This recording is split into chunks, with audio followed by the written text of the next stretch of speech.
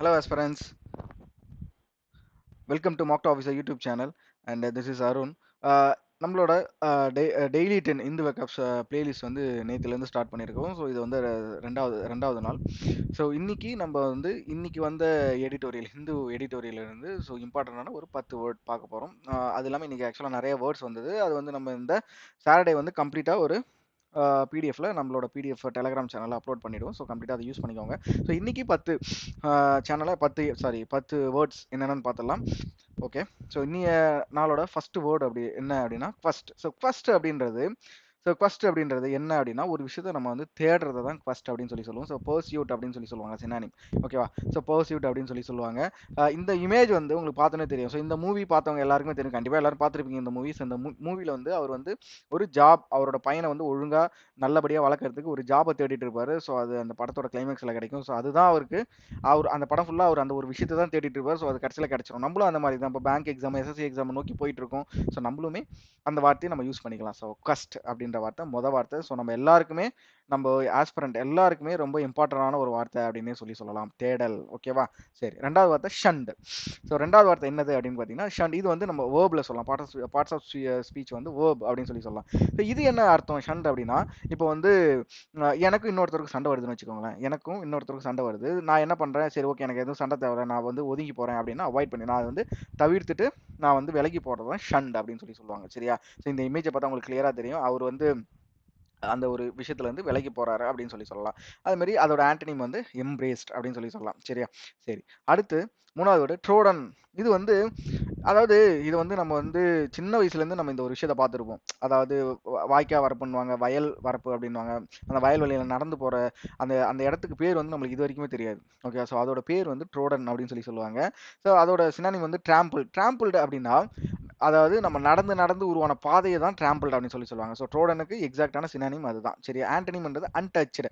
இப்போ வந்து அந்த பாதையை டச் பண்ணல, அதுக்கு ஆப்போசிட் கண்டிப்பாக அன்டச்சுடாக தான் இருக்கும். ஸோ நடக்கப்பட்ட அப்படின்றது தமிழ் மீனிங் வந்து சினானிமோட மீனிங் தான் எடுத்து கொடுத்துருங்க. ஸோ ட்ரோடன் அப்படின்றது இந்த இமேஜில் உங்களுக்கு காட்டியிருக்கிறது தான். ஸோ கிளியராக இருக்கும் நம்புறேன்.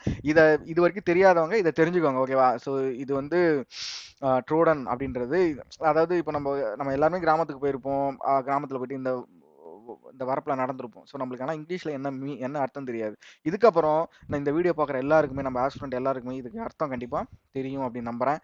அடுத்த வேர்டு வந்து டெப்பீட் அப்படின்னு சொல்லலாம். ஸோ இதுவுமே நம்ம சின்ன வயசுலேருந்து யூஸ் பண்ணுற ஒரு விஷயம் தான். சரியா? சின்ன வயசுலேருந்து நம்ம அம்மா நம்மளுக்கு வந்து என்ன பண்ணியிருப்பாங்க அப்படின்னா, நம்மளுக்கு வந்து ஒரு அதிகமாக ஜுரம் வருதுன்னு வச்சுக்கோங்களேன். ஸோ அந்த ஜுர டைமில் நம்மளுக்கு வந்து ஒரு ஈர துணி எடுத்து, அதாவது அது சூடாகவும் இருக்காது, ரொம்ப சூடாகவும் இருக்காது, ரொம்ப ஜில்லுன்னு இருக்காது.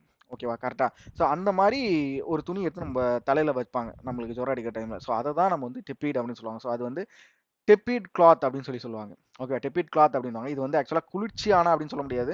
அது வந்து ஒரு வெதுவெதுப்பான அப்படின்னு சொல்லலாம். சரியா? ஸோ அதோட சினானிம் வந்து லுக்வார்ம் அப்படின்னு சொல்லுவாங்க.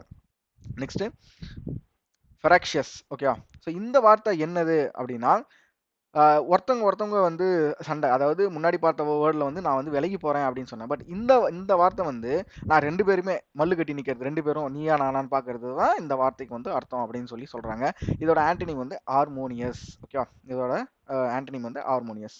ஸோ நெக்ஸ்ட் வார்த்தை ரீகாலிபிரேஷன்ஸ் அப்படின்னு சொல்கிறாங்க. ஸோ ரீகாலிபிரேஷன்ஸ் அப்படின்னா, மெக்கானிக்கல் படிச்சவங்களுக்கு எல்லாரும் தெரியும். ஸோ மேக்ஸிமம் இந்த பைக் வச்சிருக்கவங்க, கார் வச்சிருக்கவங்க எல்லாருக்குமே இந்த வார்த்தை தெரியும். ஸோ அட்ஜஸ்ட்மெண்ட் பண்ணாங்க. ஸோ இன்ஜினில் எனக்கு வந்து ரீகாலிபிரேட் பண்ணுங்க அப்படின்னு சில வார்த்தைகள் சொல்லுவாங்க. ஸோ ரீகாலிபிரேஷன் அப்படின்றது அட்ஜஸ்ட்மெண்ட். ஓகேவா? ஒரு விஷயத்தில் வந்து நம்ம அட்ஜஸ்ட்மெண்ட் பண்ணுறோம் அப்படின்றத வந்து நம்ம ரீகாலிபிரேஷன் அப்படின்னு சொல்லுவாங்க. சரியா? சரி, அடுத்த வார்த்தை ஸ்ட்ரைவ் அப்படின்றது முயற்சி. ஸோ விடாமுயற்சி அப்படின்றது சொல்கிறது தான் strive.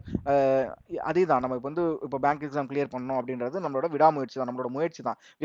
We are striving for it. Okay, we are striving for the bank examinations அப்படின்னு சொல்லுவாங்க. ஸோ எண்டவர் அப்படின்றது அதோட சினானிம். இது வந்து எந்த பார்ட்ஸ் ஆஃப் ஸ்பீச்சில் வருது அப்படின்னா வேர்பில் வருது. ஓகேவா? இது வந்து வேர்பில் வருது. ஸோ அடுத்த வார்த்தை பார்லே அப்படின்னு சொல்லுவாங்க. பார்லே அப்படின்வாங்க.